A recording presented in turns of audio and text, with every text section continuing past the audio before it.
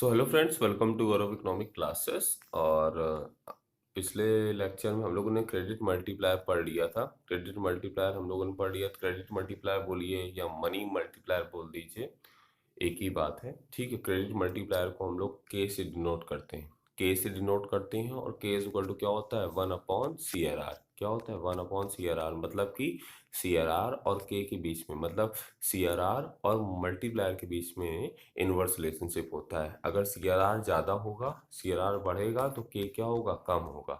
ठीक है, ये चीज़ हमेशा आप ध्यान रखिएगा। और इसके थ्रू हम क्या निकालते हैं, क्रेडिट मल्टीप्लायर के थ्रू हम क्या निकालते हैं कि बैंक के पास अगर 1000 रुपीज़ डिपॉजिट हो रहा है तो बैंक उससे कितने टाइम्स पैसा डिपॉजिट कर सकती है, उसके थ्रू मतलब कितने टाइम्स पैसा क्रिएट कर सकती है। ठीक है, टाइम्स हमें पता चलता है कि कितने टाइम्स क्रेडिट क्रिएट कर सकती है, कितने गुना। ठीक है ना, ये लाइन मैंने पिछले लेक्चर में बताई थी, आप देख लीजिएगा। अब हम लोग पढ़ते हैं सेंट्रल बैंक के फंक्शंस। 2020 में सेंट्रल बैंक के फंक्शंस आए थे, आउटसाइड दिल्ली सेट में आया था। ठीक है ना, सेंट्रल बैंक क्या है, सबसे पहले बात, एक एपेक्स बैंक। एपेक्स मतलब होता है हाईएस्ट पीक। ठीक है ना, एपेक्स बैंक है और सारे बैंकिंग सिस्टम को कंट्रोल करता है। सोल एजेंसी है। सेंट्रल बैंक क्या करती है, नोट इशू करने की एक अकेली एजेंसी है। और it serve as a banker to the government. Government का भी बैंकर है। गवर्नमेंट के जितने भी अकाउंट होते हैं, गवर्नमेंट की जितनी पॉलिसी मेकिंग करनी होती है, गवर्नमेंट के लिए जितना भी फंड रेस करना होता है, पैसे का जुगाड़ करना होता है, सब कौन करता है, आरबीआई करता है। मैनेज फॉरेक्स, फॉरेन एक्सचेंज जो मैनेज कौन करता है, आरबीआई करता है। सब कुछ आरबीआई करता है। तो आरबीआई के हम लोग फंक्शंस पढ़ेंगे। सबसे पहले फंक्शन बहुत ही ज़्यादा इंपॉर्टेंट है एग्जाम पॉइंट ऑफ व्यू से। सबसे पहला है बैंक ऑफ इशूइंग नोट। सबसे पहला काम क्या है सेंट्रल बैंक का, सेंट्रल बैंक करती है इशू नोट्स। ठीक है लगा, तो लिखा है the central bank of country has the exclusive right. Exclusive right मतलब मोनोपोली राइट, एक अकेला राइट है। ठीक है ना, किसका, इशू नोट इशू करने का सेंट्रल बैंक के पास एक अकेला राइट है। This is called currency authority function of the central bank. इसी को हम क्या बोलते हैं, currency authority function of the central bank. The note is issued by the central bank. Note कौन इशू करता है, सेंट्रल बैंक। और are an unlimited legal tender.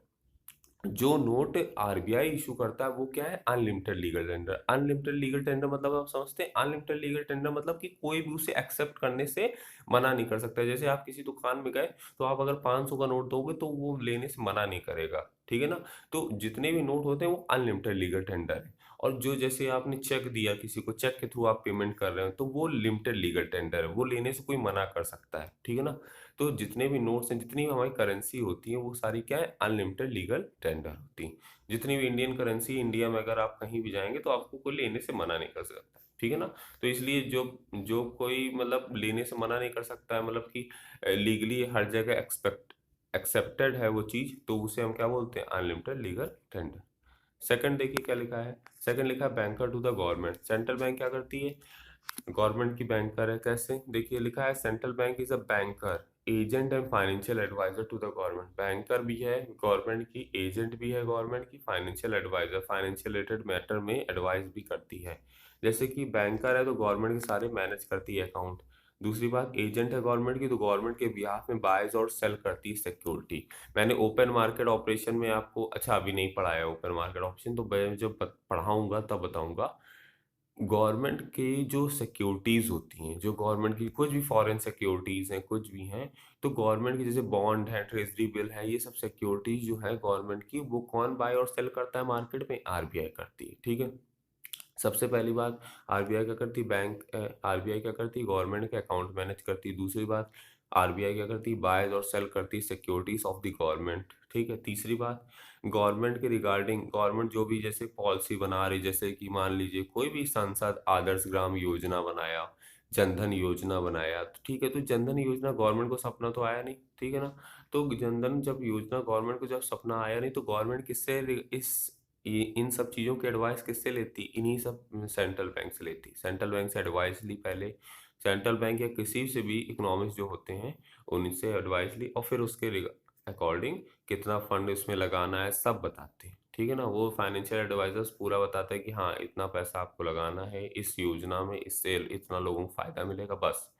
पूरा काम तो मेन फाइनेंशियल एडवाइजर का होता है। गवर्नमेंट तो जाके सीधे डिलीवर कर देती है कि हाँ ये योजना हमने लॉन्च करी है, ये है, ये। ठीक है ना, अब देखिए bankers bank.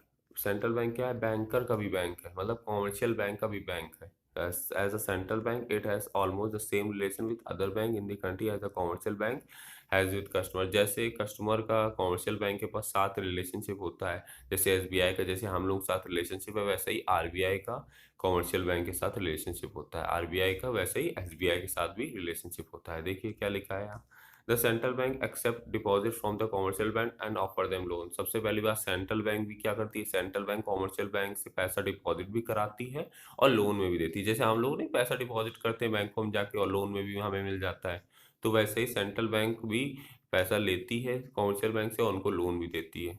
The central bank provide cheque clearing facility, clearing house facility, एक मिनट, हाँ, central bank provide clearing house facility. Central bank provide clearing house facility मतलब क्या है? क्लियरिंग हाउस फैसिलिटी अभी हम लोग देखेंगे, नीचे एक पॉइंट आ रहा है क्लियरिंग हाउस फैसिलिटी, उसमें हम लोग देखेंगे, ठीक है ना। तो क्लियरिंग हाउस फैसिलिटी चलिए अभी हम लोग देखेंगे। और देखिए तीसरा क्या है?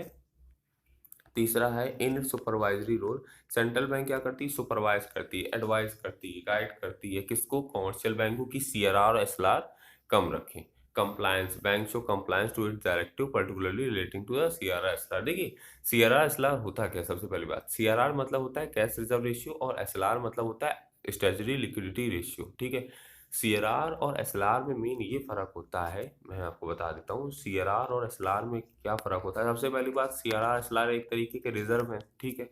सीआरआर एसएलआर में ये फर्क है, सबसे पहली बात सीआरआर में क्या होता है? रिजर्व जो रखा जाता है, मतलब रिजर्व मैंने आपको पहले बताया, रिजर्व का पैसा कभी भी हम लोन में नहीं घुमा सकते हैं, लोन में नहीं दे सकते हैं। जो सीआरआर का पैसा होता है वो कलेक्ट तो कॉमर्शियल बैंक करती है बट रखती किसके पास है? सेंट्रल बैंक के पास। मतलब कलेक्ट तो एसबीआई करेगी बट रखेगी किसके पास? आरबीआई के पास।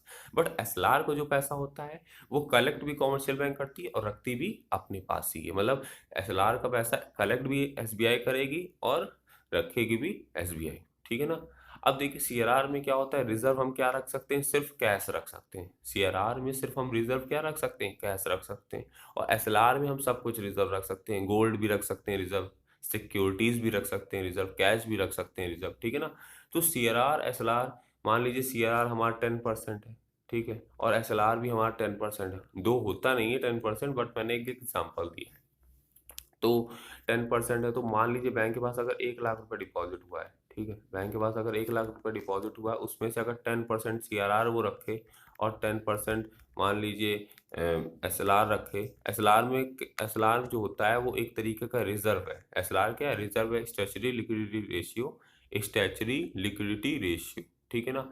तो इसमें क्या होता है? आप कैश भी रिजर्व रख सकते हैं, और मतलब कैश भी रिजर्व रखते हैं, गोल्ड भी रिजर्व रखते हैं और सिक्योरिटीज भी रखते हैं। मतलब इसका ये ब्रॉड सेंस में बोल दीजिए आप, ब्रॉड है। और सीआरआर क्या है? सीआरआर में सिर्फ कैश रिजर्व रखते हैं। तो मान लीजिए अगर 1 लाख रुपए डिपॉजिट हुआ है बैंक में, उसमें से 10% अगर हमने सीआरआर रख लिया, मतलब 10,000 हमने सीआरआर रख लिया और 10,000 हमने एसएलआर रख लिया, और सिक्योरिटीज भी इसमें रख ली, जो भी सिक्योरिटीज बैंक में है, वो अभी मैंने एग्जाम्पल नहीं दिया है। तो हमारे पास बैंक के पास बचा कितना पैसा? बैंक के पास बचा 80,000, ठीक है। बैंक के पास कितना पैसा बचा? 80,000 बचा।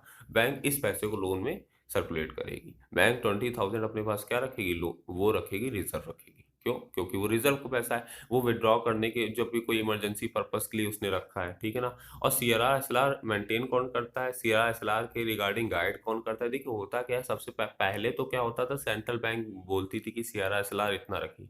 आज के टाइम क्या होता है? आज के time CRR SLR commercial bank खुद अपना मेंटेन करती है। मतलब कॉमर्शियल बैंक को फ्रीडम दे दी गई है कि अपना आप सीआरआर एसएलआर खुद मेंटेन करिए। हाँ, सेंट्रल बैंक गाइड करती है सीआरआर एसएलआर के रिगार्डिंग, सीआरआर एसएलआर के रिगार्डिंग कॉमर्शियल बैंक को सेंट्रल बैंक गाइड करती है। बट आज के टाइम कॉमर्शियल बैंक क्या करती है? मेनली रोल प्ले करती है कि हाँ, इतना हम सीआरआर एसएलआर रखें, ठीक है ना। और सीआरआर एसएलआर बहुत ही काम आता है इन्फ्लेशन और डिफ्लेशन को कंट्रोल करने में। कैसे काम आता है वो इसके जब हम क्वांटिटेटिव और क्वालिटेटिव पढ़ेंगे तब समझ में आएगा, ठीक है ना। अभी हमारा मतलब है फंक्शंस को समझना, ठीक है ना। इसके बाद क्वांटिटेटिव क्वालिटेटिव पढ़ेंगे तो उसमें बहुत अच्छे से समझाऊंगा। 2021 के जो हमारा सेशन है 2020-21, उसमें हमारा क्वांटिटेटिव और क्वालिटेटिव हट गया है। बट जो हमारा एक aggregate problem of deficient and excess demand जो चैप्टर है, उसमें क्या है कि क्वांटिटेटिव और क्वालिटेटिव का पार्ट है।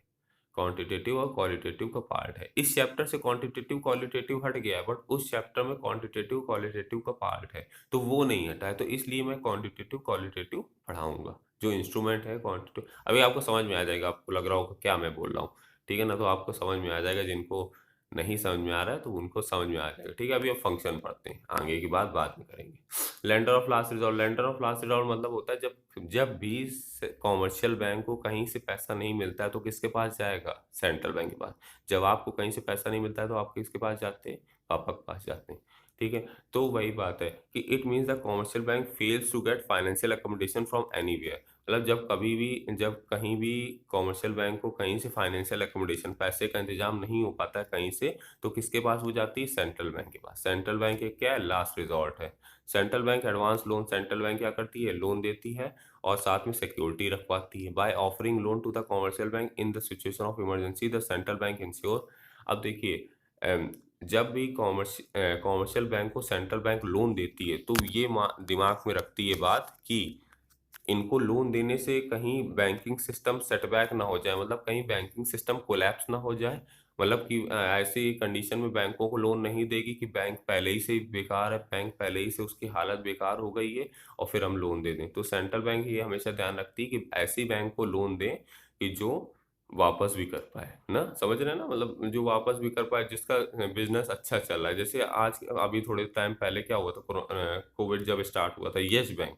तो यस बैंक को अगर उस टाइम किसी ने लोन दिया होता तो उसका तो लोन कोलैप्स, बेकार होना था, वो तो बैंक कोलैप्स हो गई एक तरीके से। हाँ, दो वो रिन्यू हो रही, फिर से उसमें आया है, बट उस टाइम अगर कोई देता, मान लीजिए पीएमसी बैंक, एक महाराष्ट्र में केस हुआ था, उसको अगर कोई बैंक सेंट्रल बैंक लोन देती तो क्या होता? उनका पैसा एक तरीके से डूबना ही तो था, ठीक है। क्यों? क्योंकि वो लोगों का ही लोन नहीं वापस कर पा रहे हैं, तो वो सेंट्रल बैंक का लोन क्या वापस करेंगे, ठीक है ना।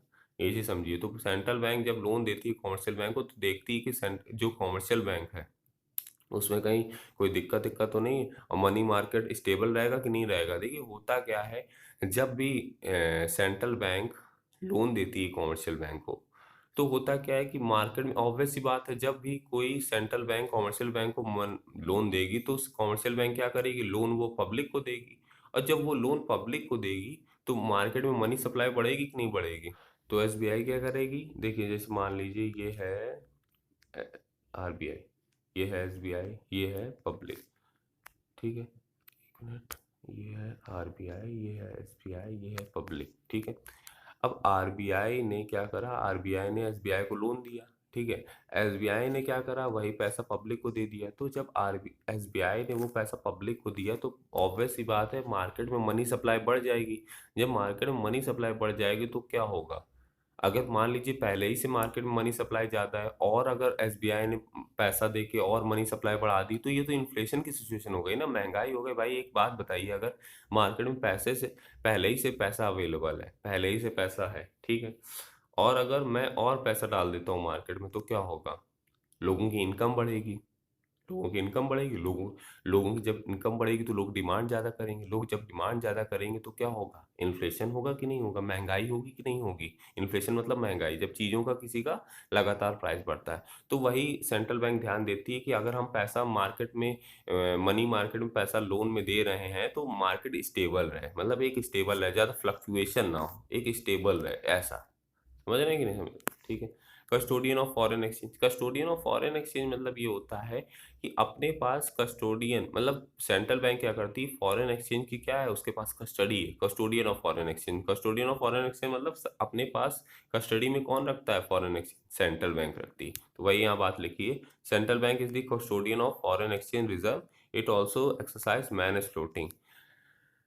ये जो मैनेज फ्लोटिंग कॉन्सेप्ट है, मैनेज फ्लोटिंग कॉन्सेप्ट मैं आपको बताऊंगा फॉरेन एक्सचेंज चैप्टर में, क्योंकि यहाँ आपको उतने अच्छे से समझ में नहीं आएगा, ठीक है ना। तो आप बस इतना ही जानिए अभी के लिए कि कस्टोडियन ऑफ फॉरेन एक्सचेंज मतलब है कि सेंट्रल बैंक क्या करती है, सेंट्रल बैंक अपने पास फॉरेन करेंसी का स्टॉक रखती है, ठीक है ना, फॉरेन करेंसी का स्टॉक रखती है ताकि एक्सचेंज रेट क्या रहे, स्टेबल रहे, ठीक है। वो मैं बताऊंगा, मैनेज फ्लोटिंग बहुत ही हल्का सा कॉन्सेप्ट, बट यहाँ मैंने अगर बता दिया तो आप कंफ्यूज हो जाएंगे, ठीक है ना।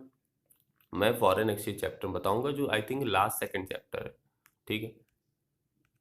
अब देखिए क्लियरिंग हाउस फंक्शन क्या होता है। क्लियरिंग हाउस फंक्शन मतलब क्या होता है, देखिएगा। क्लियरिंग हाउस फंक्शन मतलब कुछ नहीं है। क्लियरिंग हाउस फंक्शन मैंने आपको अभी नहीं बताया था। क्लियरिंग हाउस फंक्शन मतलब कुछ नहीं, मान लीजिए ये है एक्सिस बैंक और ये है एसबीआई, ठीक है। आपने क्या करा, आपने एक्सिस बैंक का जो आपने क्या करा कि एक्सिस बैंक का जो चेक था, आपके पास एक्सिस बैंक का चेक था, तो आपने एक्सिस बैंक का चेक जो आपके पास था 10,000 का, वो आपने क्या करा, एसबीआई में जाके जमा कर दिया, ठीक है। तो एसबीआई में जाके अब जमा कर दिया आपने, क्योंकि आपका एसबीआई में अकाउंट था, तो आपने एसबीआई में जाके 10,000 रुपए का एक्सिस बैंक का चेक जमा कर दिया। तो एसबीआई ने आपको 10,000 रुपए दे दिए, ठीक है। अब फिर दूसरे आदमी ने क्या करा, उसका एक्सिस बैंक में चेक वो अकाउंट था, तो उसने क्या करा कि अपना जो 15,000 रुपए का चेक था, अपना जो उसे 15,000 रुपए का चेक था, वो उसने जाके कहाँ जमा कर दिया, एक्सिस बैंक में जमा कर दिया, ठीक है ना। एसबीआई का चेक था, समझिएगा, फिर से मैं बात बोल रहा हूँ। एक आदमी था जिसका एसबीआई में अकाउंट था, जिसका एसबीआई में अकाउंट था, बट उसे चेक किसका मिला था, एक्सिस बैंक का मिला था, तो वो गया एसबीआई और 10,000 रुपए का उसने चेक डाल दिया वहां। दो चेक एक्सिस बैंक का था, बट उसका अकाउंट एसबीआई बैंक में था, तो इसलिए उसने चेक कहाँ डाल दिया, 10,000 रुपए का एसबीआई में डाल दिया। और दूसरा आदमी था जिसका जिसको चेक मिला था कहाँ का, जिसको चेक मिला था एसबीआई का, बट उसका अकाउंट कहाँ था, एक्सिस बैंक में था, तो उसने जाके एक्सिस बैंक में 15,000 डाल दिया। तो बैलेंस कितना बचा देखिए, एक्स एसबीआई जो एक्सिस का चेक था, जो किसका था चेक, एक्सिस का चेक था, एसबीआई में डाल दिया गया और 10,000 रुपए का।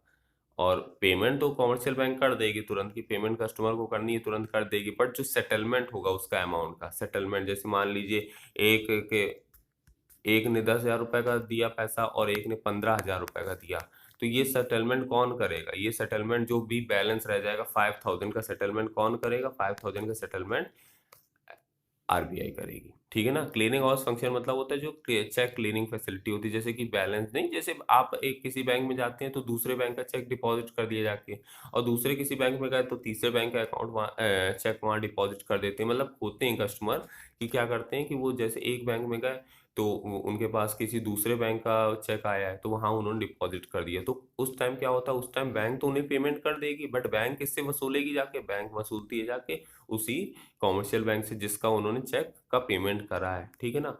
तो और वो खुद नहीं जाती कि अरे मेरा पैसा दो मेरा पैसा दो, वो सेंट्रल बैंक कर देती है काम। तो सेंट्रल बैंक क्या करती है, clearing house function. Clearing house function मतलब कि एक तरीके से चेक का जो बैलेंस रहता है, चेक पेमेंट का जो बैलेंस रहता है, वो क्लियर कौन करता है, सेंट्रल बैंक। जैसे लिखा है, bank A receive cheque of 10,000 drawn on bank B, और बैंक बी को मिला चेक 15,000 का ड्रॉन ऑन बैंक ए। तो bank A and bank B have their account with the central bank.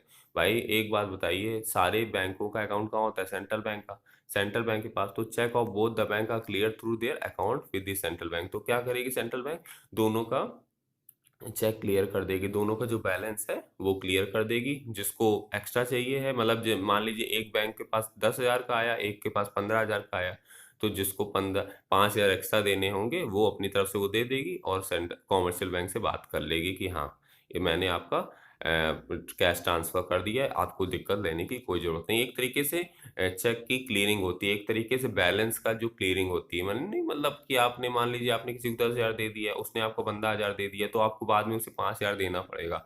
तो ये सारा काम कौन करता है, सेंट्रल बैंक कर देती है, ठीक है ना।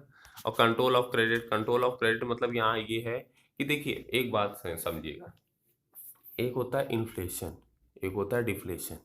इन्फ्लेशन मतलब होता है महंगाई, ठीक है, और डिफ्लेशन मतलब क्या होता है, महंगाई कम, ठीक है। तो इन्फ्लेशन के टाइम होता ये है कि जो कॉमर्शियल बैंक होती है वो सोचती है कि लोन कम दिया जाए मार्केट में, ठीक है। कॉमर्शियल बैंक क्या सोचती है, सेंट्रल ही बैंक एक तरीके से फोकस रखती है कि सेंट्रल बैंक का मेन फोकस रहता है इन्फ्लेशन के टाइम, महंगाई के टाइम, कि मार्केट में लोन कम दिया जाए। क्यों, क्योंकि मार्केट में ऑलरेडी महंगाई है, महंगाई क्यों है, लोग ज़्यादा डिमांड कर रहे हैं, डिमांड क्यों लोग ज़्यादा कर रहे हैं, लोगों के पास ज़्यादा इनकम है। तो सेंट्रल बैंक का मेन फोकस रहता है कि इन्फ्लेशन के टाइम मार्केट में लोन कम दिया जाए, मार्केट में लोन कम दिया जाए। तो मार्केट में लोन कम दिया जाए, ऐसे लोगों से तो बोलेंगे नहीं कि भाई लोग आप लोग लोन कम लेने आइए, भाई लोन कम लेने आइए, मार्केट में लोग इंटरेस्ट रेट ज़्यादा चल रहा है, आप लोग लोन कम लेने आइए, ऐसा कुछ नहीं करती सेंट्रल बैंक। सेंट्रल बैंक क्या करती है, कॉमर्शियल बैंक के जो कुछ रेट रहते हैं कॉमर्शियल बैंक, जैसे मान लीजिए सीआरआर है, एसएलआर है, तो सीआरआर एसएलआर जैसे कॉमर्शियल बैंक मेंटेन करती है, तो क्या होता है, सीआरआर एसएलआर को बढ़ा दिया जाता है। सीआरआर एसएलआर को क्या करा जाता है, बढ़ा दिया जाता है। अगर सीआरआर एसएलआर बढ़ा दिया जाएगा, कैश रिजर्व रेशियो और स्टैट्यूटरी लिक्विडिटी रेशियो बढ़ा दिया जाएगा, तो क्या होगा, अब बैंकों को ज़्यादा अपने पास रिजर्व रखना पड़ेगा। जैसे बैंक के पास मान लीजिए 1 लाख रुपए आया, ठीक है, उसमें से पहले बैंकों को 10% CRR रखना होता था। अब मान लीजिए सेंट्रल बैंक ने कहा अब आपको CRR कितना रखना है, 20% रखना है। तो पहले बैंक देती थी 90,000 लोन में, अब बैंक देने लगी 80,000 लोन में। तो क्या हुआ, पहले से लोन का अमाउंट कम हो गया कि नहीं हो गया? तो यही होता है, ठीक है ना। तो यही होता है इन्फ्लेशन के टाइम। इन्फ्लेशन के टाइम क्या होता है, कैश रिजर्व रेशियो और CRR SLR जो है बढ़ा दिए जाते हैं। बाकी और भी चीजें बढ़ा दी जाती हैं, बट उसको हम लोग पढ़ेंगे, ठीक है। और डिफ्लेशन के टाइम क्या होता है, CRR SLR कम कर दिया जाता है, ठीक है ना। CRR SLR क्या होता है, कम कर दिया जाता है। ये चीज समझे कि नहीं समझे? ठीक है, मतलब मेन मिला के कुल मिला के बोलने का मतलब होता है, ना हमारे इकोनॉमी में इन्फ्लेशन ज़्यादा अच्छा है, ना हमारी इकोनॉमी के लिए डिफ्लेशन ज़्यादा अच्छा है। हमारी इकोनॉमी एक तरीके से स्टेबल रहे, ठीक है ना, स्टेबिलिटी रहे उसमें, ठीक है ना।